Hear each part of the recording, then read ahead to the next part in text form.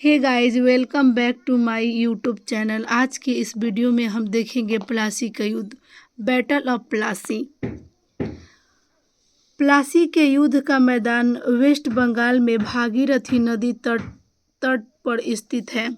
जो प्लासी के युद्ध का मैदान है ना, वेस्ट बंगाल में भागीरथी नदी के तट पर स्थित है।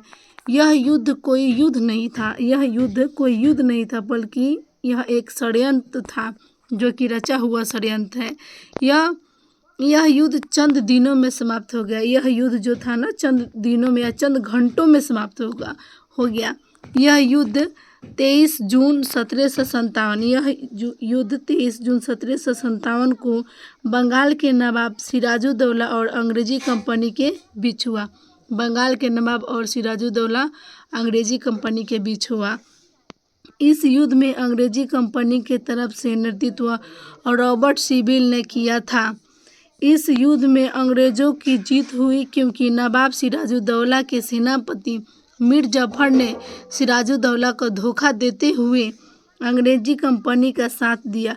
ध्यान रहे कि इस युद्ध में मोहनलाल और मीर मदान के नेतृत्व में एक छोटी सैन्य टुकड़ी सिराजुद्दौला के लिए लड़ते हुए वीरगति को प्राप्त हुए। प्लासी के युद्ध में सिराजुद्दौला के हार होने के बाद जब वे अपनी राजधानी वापस लौट रहा था तो मीर जफर के पुत्र मीरन के इशारे पर सिराजुद्दौला की हत्या कर दी गई। सिराजुद्दौला के मारे जाने के बाद बंगाल का अगला नवाब मीर जफर बना। जब सिराजुद्दौला की हत्या हो गया ना, तब उसके बाद बंगाल का नवाब मीर जफर बना। और मीर जफर 1757 से 1760 ईस्वी तक बंगाल के पद पर रहे। मीर जफर रॉबर्ट सिविल के इशारे पर काम किया करता था, जिस कारण सिविल का गधा या गिद्दड़ कहा गया।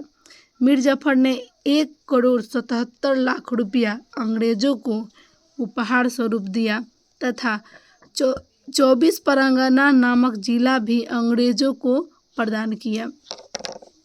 ये आपका प्लासी का युद्ध बहुत बड़ा नहीं है, जो कि अगर आपको वीडियो अच्छा लगे तो लाइक सब्सक्राइब जरूर कीजिएगा।